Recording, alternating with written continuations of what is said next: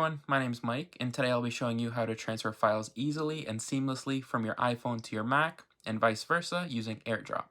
So as content creators, we all know how obnoxious and annoying it can be trying to transfer large files between your devices while you're working on a project.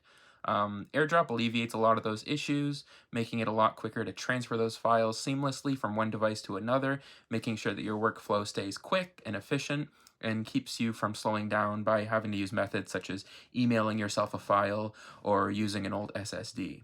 So we're going to go over transferring from an iPhone to a Mac, as well as a Mac to an iPhone, and there's some pretty easy steps that I'm sure you'll be able to follow along.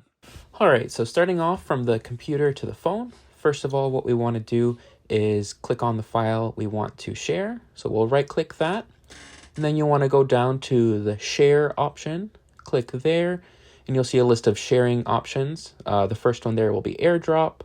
Once you click on it, you'll be able to see your nearby Apple devices.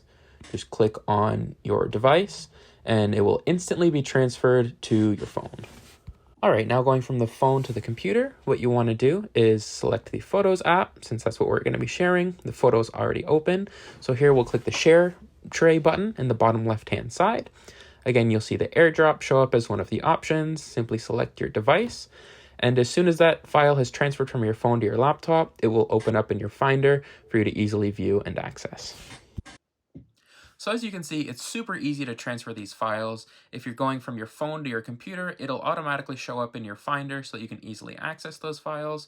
And likewise, if you're going from your computer to your phone, the file automatically opens up in whichever app it corresponds with, making it super easy to access what you need without having to mess around in different apps and see where you've sent it to yourself.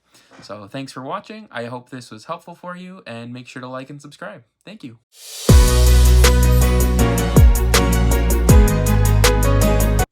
So we chose this topic and how-to video because content creators often find themselves looking for ways to speed up their workflow and make their jobs a little quicker and a little easier. And we feel like this really caters to that audience. It's something that everyone can do. It's not too hard for them to do, and they'll be able to find benefit from the video. With that being said, we chose our title for the video as it's engaging.